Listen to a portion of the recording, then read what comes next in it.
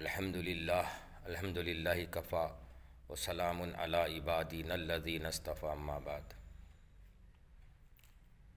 فاعوذ باللہ من الشیطان الرجیم بسم اللہ الرحمن الرحیم یا ایہا الذین آمنوا کتب علیکم الصیام کما کتب علی الذین من قبلکم لعلکم تتقون صدق اللہ العلی العظیم۔ برادران اسلام، محترم عزیز نوجوان ساتھیوں اور میری پردہ نشین ماؤں اور بہنوں، السلام علیکم ورحمۃ اللہ وبرکاتہ۔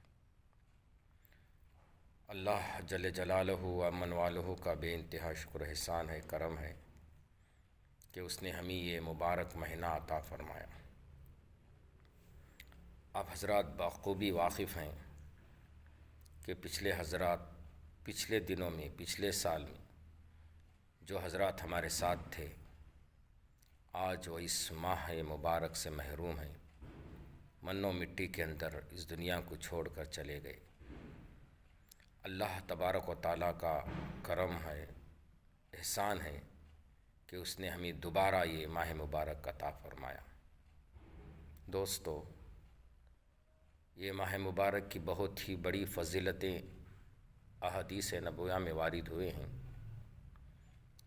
اللہ تبارک و تعالیٰ نے اس ماہ کی عبادت کا خود اجر دینے کا وعدہ فرمایا ہے۔ یہ ہمارے سامنے پہلا عشرہ، رحمتوں والا عشرہ گزرتا چلا جا رہا ہے، پھر بھی ہم غافل رہ گئے۔ میرے دوستو، بزرگوں، اس مہینے کی دو خصوصیتیں، جو رات کی عبادت ہے اسے تراویح کہتے ہیں، اور دن کی جو عبادت ہے اسے روزہ کہتے ہیں۔ اللہ تبارک و تعالیٰ نے کلام پاک میں سورۃ البقرہ کے اندر جو ارشاد فرمایا، یا ایھا الذین آمنوا، اے ایمان والو، کتب علیکم الصیام، ہم نے تم پر روزے فرض کیے، کما کتب علی الذین، جیسا کہ پچھلی امتوں پر ہم نے فرض کیے تھے، الذین قبلکم لعلکم تتقون، تاکہ تم اللہ سے ڈرنے والے بن جاؤ، تقوی والے بن جاؤ، پرہیزگار بن جاؤ۔ دوستو، مختصراً طور پر اللہ کے ہاں روزے دار کی بڑی قیمت ہے، بڑی اہمیت ہے۔ ایک حدیث کا مفہوم ہے کہ جنت کے 8 دروازے میں سے ایک دروازہ ہے جس کا نام ریان ہے۔ یہ صرف روزے داروں کے لیے کھولا جائے گا۔ اس دروازے سے روزے داروں کو روز قیامت داخل کیا جائے گا۔ روزہ صرف بھوکا اور پیاسا رہنے کا نام نہیں ہے۔ روزہ انسان کو لغو باتوں سے روکتا ہے۔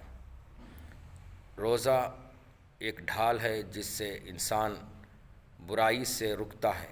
ڈھال کے معنی اپنے آپ کو بچاؤ کرنا ہے۔ دشمن کے وار سے جس طرح سے جنگوں میں جو ڈھال استعمال کیا جاتا ہے کہ سامنے والا جو ہے وار نہ کرے، اس کے وار سے بچا جائے، تو اسی طرح سے روزہ جو ہے نفسانی خواہشات کو روکتا ہے، شیطانی مکر و فریب کو روکتا ہے۔ روزے دار کی منہ کی بدبو اللہ کے نزدیک مشک و عنبر سے بھی زیادہ خوشبودار ہوگی۔ روزہ دار اللہ کے نزدیک محبوب ہوگا۔ جو بندہ روزے میں رہتا ہے، اگر وہ اللہ کو راضی کرنے والا کام کرے گا تو وہ دنیا میں سرخرو ہوگا، اور اس کا روزہ روز قیامت اس کی نجات کا ذریعہ بنے گا۔ اگر انسان مسلمان نوجوان ہے، اللہ تبارک و تعالیٰ نے اسے صحت دیا، تندرستی دیا، پوری سہولتیں، پوری نعمتوں سے اسے نوازا، پھر بھی وہ روزہ نہ رکھے تو اس سے بڑا بدبخت کوئی نہیں۔ اللہ کے رسول صلی اللہ علیہ وسلم کی وہ حضرت جبرائیل علیہ السلام کی بد دعا اور حضرت رسول اللہ صلی اللہ علیہ وسلم اس پر آمین کہنا کوئی بعید نہیں کہ حضرت اکرم صلی اللہ علیہ وسلم کی وہ بد دعا قبول نہ ہو۔ میرے محترم بزرگوں، دوستو، یہ رحمتوں والا عشرہ ہمارے سامنے سے گزر رہا ہے۔ اللہ کی رحمتیں وسیع ہیں۔ یہ جس طرح سے بارش کے قطرے ہر چیز پر پڑتی ہے، اسی طرح اللہ کی رحمتیں ہر انسان، چرند، پرند، درند، پوری مخلوقات پر اللہ کی رحمتوں کا سایہ نچھاور ہوتے رہتا ہے۔ ہر گھڑی، ہر لمحہ اللہ کی رحمت برستی رہتی ہے۔ شرط کہ ہم اس رحمت کے سائے میں پناہ مانگنے والے بن جائیں، ہر لمحہ اللہ کی یاد میں گزارنے والا بن جائے، وقتوں پر نمازوں کی پابندی، ذکر و اذکار، قرآن شریف کی تلاوت میں اضافہ اس ماہ میں ہم کو کرنا چاہیے۔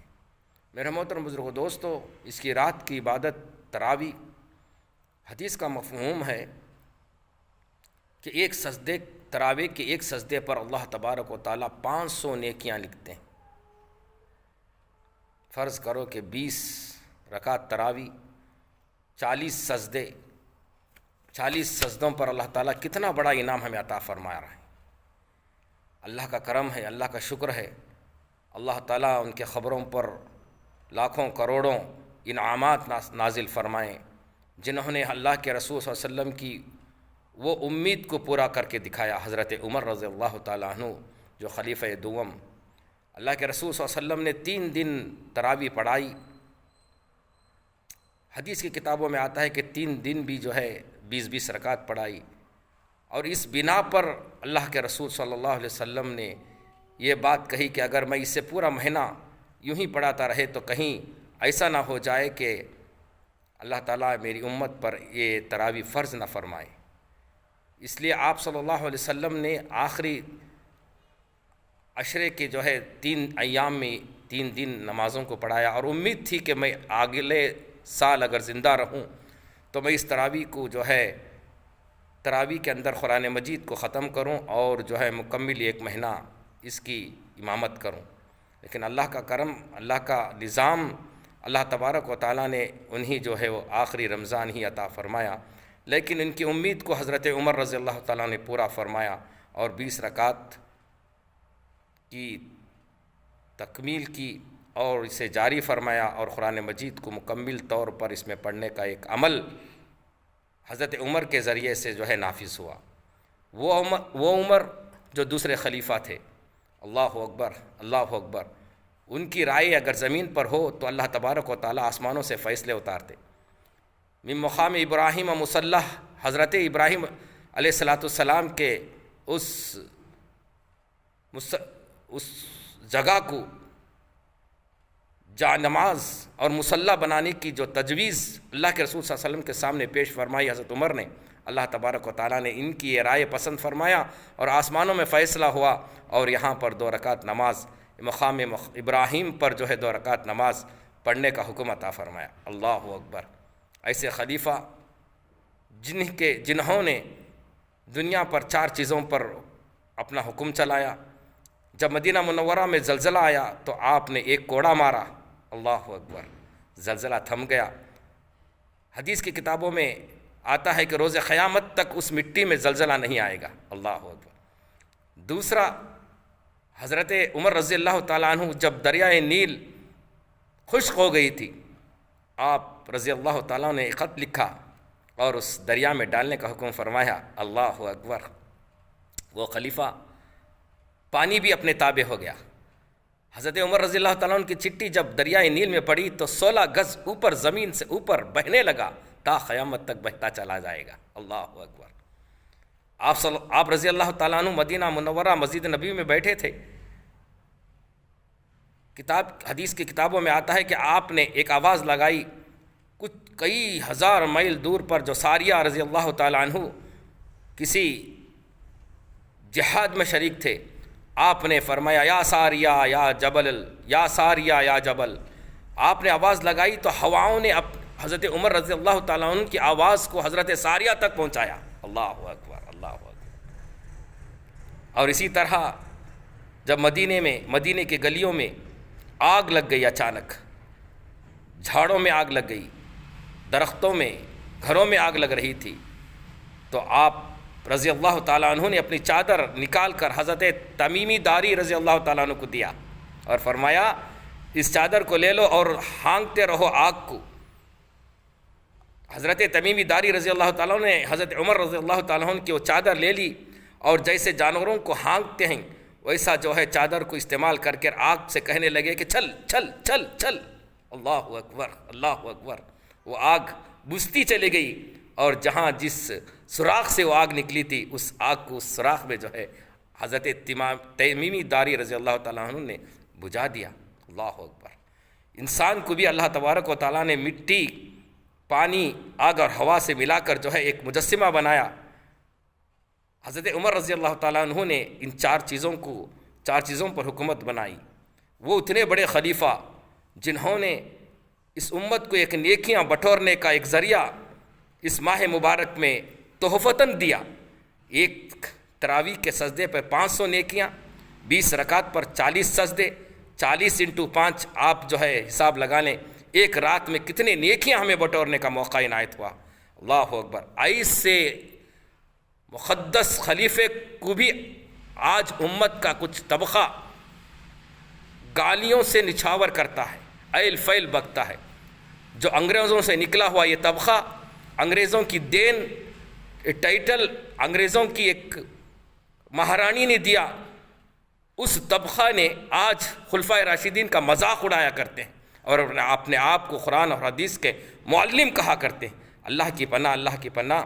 میرے محترم بزرگوں، دوستو، ایسے گمراہ طبقے کے پیچھے نہ جائیے۔ اللہ اور اللہ کے رسول صلی اللہ علیہ وسلم کے، اللہ کے حکام اور نبی صلی اللہ علیہ وسلم کی جو صحیح احادیث نبویہ ہے اسے اپنی زندگی میں لا کر عمل کرنے کی جو ہے کوشش کریں، اور اپنے آپ کو اللہ کے راستے میں نکل کر دین کو پہلے سیکھیں۔ یہ مبارک مہینہ ہمارے سامنے آیا ہے، آپ کے پاس بہت سارا وقت آپ کے سامنے موجود ہے۔ یہ غنیمت جانو، اس مہینے کی جو ہے ہر لمحے کو غنیمت جان کر دین کو سیکھنے کی کوشش کرو۔ اور اللہ کے راستے میں اللہ کے وہ بندے اپنے گھروں تک آتے ہیں، ٹڈیوں میں ہاتھ ڈال کر اپنا مال، اپنا جان، اپنا وقت نکال کر دین خود سیکھتے ہیں اور دوسروں کو تک کے پہنچانے کی کوشش کر رہے ہیں۔